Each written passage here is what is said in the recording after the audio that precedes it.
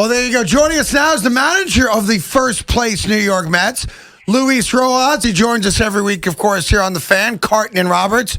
Luis, it's Craig and Evan. How you doing today, pal? Hey, I'm doing great. What's up, guys? How are you guys doing? You broke your cherry. You got kicked out of a game. Congratulations on that. Well done, sir. I don't know what to say there. I guess he had to happen. It's just, it's a tough night. He stunk. Well, let's call like it is. Lipka, who I've only become familiar with over the last few weeks, is a brutal umpire. He was squeezing Taijuan Walker. The strike to Conforto was a joke, and you did what was necessary because I thought the strike zone last night was pathetic. There you go. Well, yeah, it's a tough job, man, and we all have emotions in the middle of the game. Like I said, I think I said this after the game. Like I don't wake up today, prepare to come to the ballpark and do everything I do to get thrown out in the middle of the game, but Sure. It just, falls like that. And, it's just a tough job. You're behind there. There's catchers, that are doing a really good job receiving. I think Contreras does a great job presenting strikes. Yeah, he is good. There's just got a few calls there, and then I thought we didn't get a few, and that's what led to it. I was thinking about this last night, and this was before you were ejected. That crew, and I don't know if you picked up on this, Craig, that crew has umpired a Met series 3 series in a row, which is bizarre. Is that in any way difficult where you are, I'm not saying you're complaining to the same umpire, but you're dealing with the same umpires for a period of time that's that not West crew? normal. Yeah, it's the Joe West crew. Joe West crew, right? Yeah. Did that contribute, and is that difficult when you've got the same umpires for basically what feels like 2 weeks straight? Well, yeah, no, for me, it doesn't do anything. And by the way, they travel with us, and that's one of the things that's happening now because of the whole protocols, and so they don't travel commercial. They travel with the team. They go to different series, and then they're like part of the bubble. So I think it's a wise decision just to keep everything from a health standpoint, at the best. And we've seen him for a couple of series now, but it hasn't really done any different. I mean, as far as like the respect part of if there's like any argument like you had yesterday. That must be weird traveling with them. Yeah. Now, listen, I know a lot of what these I'm guys are friendly because you spend so much time and there's that camaraderie amongst people that play and work in Major League Baseball. But I would think the umpires have to sit in a different section than the rest of the guys on the plane. Now, here's a question I have for you, and it bothered me the entire ninth inning of the game. Kimbrel's clearly got some kind of dirt on top of his hat, whether it's pine tar or whatever it is, I don't know. But it was so blatantly obvious. And I know he's allowed to lick his fingers because of the cold weather. But he's licking his fingers, and then he's grabbing this junk on top of his hat. You guys had to be aware of it. Was there any conversation about it at all amongst you guys, or with the umpires or anybody? Well, first of all, I'm not in the dugout, so I believe it's a tough thing to see from our dugout. When the first base side is running out of the stretch, and right. I did see it on TV. So it's something that can be always checked and all that. But he had the white spot in his cap. Right. I think something that we can, you always check just to see that because I know they're encouraging. They're MLB's. You send emails, you send notices about just using, illegal substances on the ball. So, but it's something that can always be asked. I think it's a courtesy that you do it as the umpire does it as a manager or any one of our coaches on the field. But I thought it was a tough thing to really pick up, like being actual there on the field. Got it. So you saw it on TV. You couldn't see it necessarily as clear as we saw it on TV.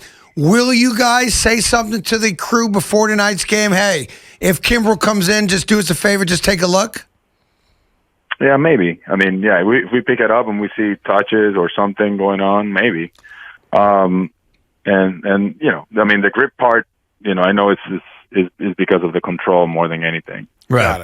I know there's a lot of saying about like improving spin rate and different things like that, but and I know guys don't want to sail the ball, hit a guy, and all those things, have a little bit more control over the ball. Like that's what from my understanding, is being used in the past. I don't know who does it or who doesn't right now, but it's something that you can pay attention to if you see something like this going on live. Right. I always wonder if you guys will hesitate to complain because you don't know if one of your pitchers has pine tar or is doing something that they may then say, oh, really? You want to play that game? Well, we're going to play that game. I've always figured that's a part of why we don't see as many complaints about things like this. Yeah, that's not our mentality, at least here, and that I can share with you guys. Like I don't know, what's used. I've always known about the grip just because of Right. open sale, and then at least from a safe standpoint, you don't want to hit a guy. But I don't know if it's about to improve the quality of your pitches, to take advantage. And I know there's some things being said about stuff being used like Right. that, but. I don't know who does it.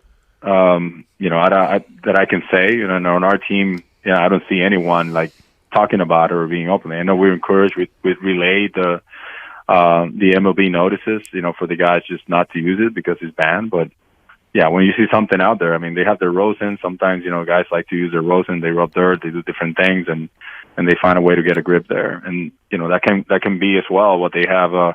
Whether it's in the hat or somewhere else. Yeah, this one was just so blatant. Talking to Luis Rojas, manager of the Mets, as we do every week.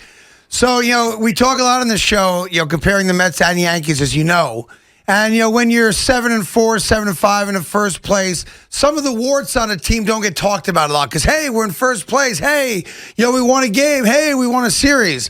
But when you lose games and you then take stock of overall the issues with the team, it becomes more glaring. So I'm talking obviously about the lack of offense, and in particular, Francisco Lindor, who's been so brilliant defensively, as you expect him to be, but hasn't been the same way with the bat in his hands. I'm just wondering, from your perspective, do you get the sense that he's straining? Is he pissed? Is he overreaching? Is there something going on that you guys can pick up on?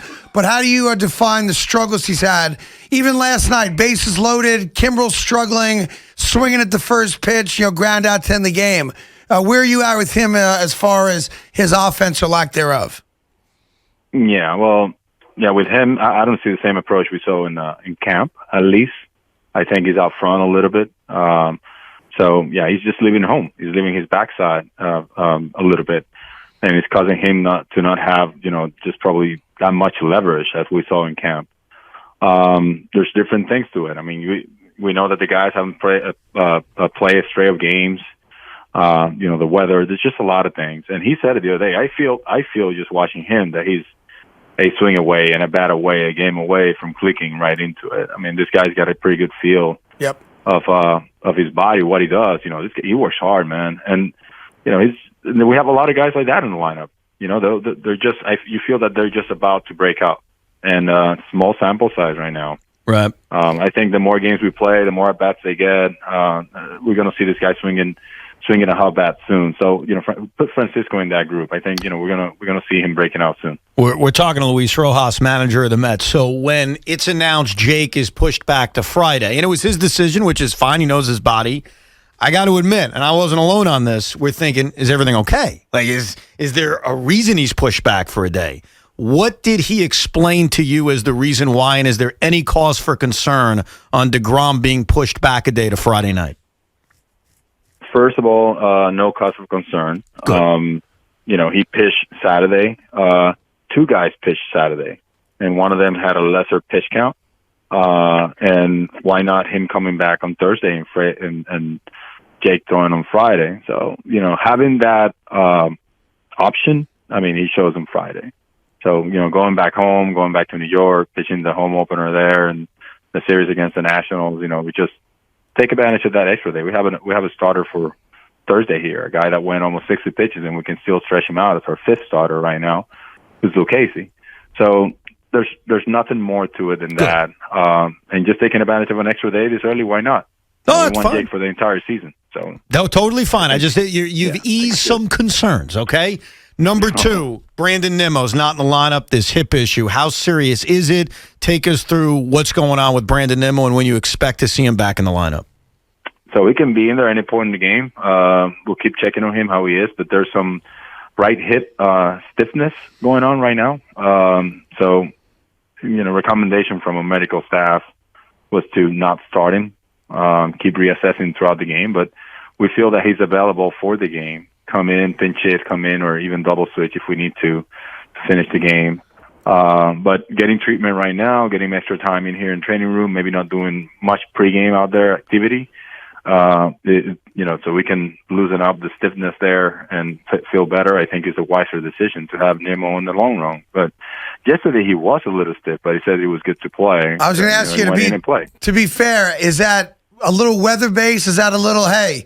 He took the offer last night, and he was red hot going into last night, and let's just give him a day, come right back, or was he really complaining about the hip throughout the game? Because it was, what was it, 30 degrees first pitch last night? 38, yeah. Yeah, well, he talked to us before the game about it, and he went through tests. He ran through, hit, he did everything. He's like, yeah, I can go. But I think today the stiffness didn't go away, and he wants it to go away. He said that he doesn't feel it's going to get any worse, but he wants to improve it. So that's what they're working on, and we felt that giving him the day was going to just do that. So let's see, you've tried to play in a rainstorm. You've arrived in town during a snowstorm. You played in another city in 30-degree weather. What's next? We got hail coming, tornadoes. Like, it has been a very strange start. Specifically, you lost the weekend because another team had COVID. We say all the time, you guys are creatures of habit. It's every day. Let's play every day. How strange has that been for you guys? And I know you're in first place, but how much of an impact has it had on how you've managed this team and some of the decisions you've made?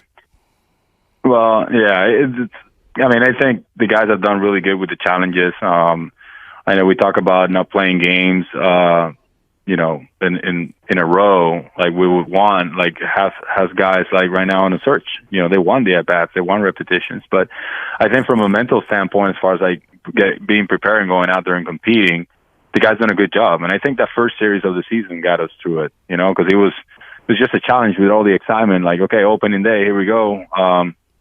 And you had that not go the way we expected, and we lost the whole series. So I think that one right there prepared us. And then the other times that we've had, whether it's been weather, whether it's been, like you said, the rain or snow, or even here it was snowing a little earlier and it's cold and really windy. Crazy. Like I don't think the guys mentally are strong. I think about that, and I think it's just a different situation that we already encountered as early as he is. Like it's really prepared us. So. It's good. It just shows a good sign from this group, man. And you got to praise the pitchers. They've done a really good job. They set the tone for us. They kept us closing games. So even though we struggled with the bats last night, like you said, we had Francisco Lindor with the bases loaded, 2 outs, and one hit away from Tyner even taking the lead. And it felt like that fourth inning, the bottom of the fourth inning, was the killer because Taijuan Walker retires the first 2 guys. He strikes the first 2 guys out, and then it really looks like Jason Hayward's out at second base. I mean, that challenge was worthwhile because he's out, the inning's over, he's got a reasonable pitch count, let's go. It's a 1-0 game. And it felt like the challenge and then maybe some of the calls that didn't go his way, specifically in the Arrieta at-bat, crushed him. Did you get that sense, and was there a thought after the walk to Arrieta when you've got 2 things conspiring against him? The bad non-overturn on the stolen base, and one of the pitches to Arrieta, and I forget which one it was a strike that wasn't called. Again, should have ended the inning. Was there any concern of, what? I may have to take this guy out of the game now because look at all these things that are conspiring against him here in the 4th inning. Yeah, like you said, he happened with 2 outs. He didn't give up a hit until Hayward got the hit on him. So, right. Things happen really quick. You got to trust on a guy like Walker just bouncing back and getting that last out of the inning there. So that's what we did. Taijuan getting us out of there because bringing a pitcher in, it was going to do the double switch, and we felt that Walker was the guy that could get us out of there. Now, when we saw the walk on Contreras, even though that we felt that there were some pitches missed on Walker, that's when we just had to do it. We couldn't double switch. We could not do it just because, you have guys in our lineup that are really hard to double switch that early because, they have a few at-bats left in the game and they can impact the game with their bats. So, we brought G in. He got Rizzo, to end the inning, but that was the thought process through that situation. Do you think, looking back on it, that he was rattled by everything, by the missed calls, by the non-caught stealing? Do you think that's what eventually did him in, that stuff just kind of rattled him, which led to the 3 straight walks? Well, I want to take the feel out of the equation. All right. I think the missed calls probably rattle him a little bit, and I think losing the pitcher rattled him a little bit, and I think the 2-strike hit versus Sogard maybe got him. Sogard, it was 0-2 on that, or 1-2, I think. Yeah. Yeah. So it was a different type of things, but this guy's poised there, and what he's shown to us, we feel that he can get out of it, and it didn't happen, didn't go our way, and unfortunately left us a little early, and we had to use a pitcher for one hitter in the 4th. But the bullpen came in, and I thought they threw the ball really well after that. J.D. Davis had a fine day offensively. He was the pulse offensively with that home run.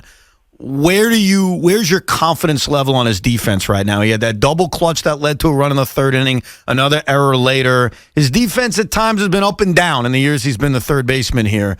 Where is your confidence level and his confidence level and his ability defensively at third base right now? They're both high. That's one game, this early especially, and with all the work that he's put in, I think he can learn from this. His clock was one. Took a little long to make the throw, and the other one he wasn't really preset directional from a direction standpoint to make the first throw. That was the 2-out error. So I think we can only learn from this. From his standpoint, he got out there early today. He worked on his defense. He worked on his throwing, and we trust JD there. He's put so much work. So he's going to be in there. That's why he's starting there today at third. We have Peterson throwing a lefty that gets ground ball, and they have a lineup that's stacked of righties. So he's going to get his chances, and we trust that he's going to make the play. When you go back to the hotel, do you watch like MLB Network? Do you watch a rerun of the game? Are you a pay-per-view guy? Are you a Netflix guy? Like, what do you do to unwind before you fall asleep? Well, I study a little bit. I like getting prepared at home more so than here. I like to be free when I'm here in the clubhouse. I like to go interact with the guys, talk to them, and see what's in their head. Tell them what I have in mind. But I like preparing at home, so I like doing it after the game. So I go home and I usually look back at video, look at stat, look at different things, consult the coaching staff, and I keep it going the next morning. Are you a room service guy, or do you guys stop for a slice or hit a restaurant? What's the deal with that? I usually take food to my room when we're on the road from the stadium. That's what I do. But I'm room service guy. So you'll say hey, give me a couple of hot dogs, good, and an orange. Why not? I don't know. What? Well, you're right there. Listen, you're in Chicago. There's some great restaurants. Well, clean this up, Luis. I know you will. No, we gotta go. No, this is very important. He's gotta go. No, it's very important. What specifically did you say that got you ejected? To John? Yeah. Well, yeah. First of all, I have, and I think I said it earlier. I have so much respect for. No, we know you respect them. What'd you say? Was it a curse sucker? But I didn't.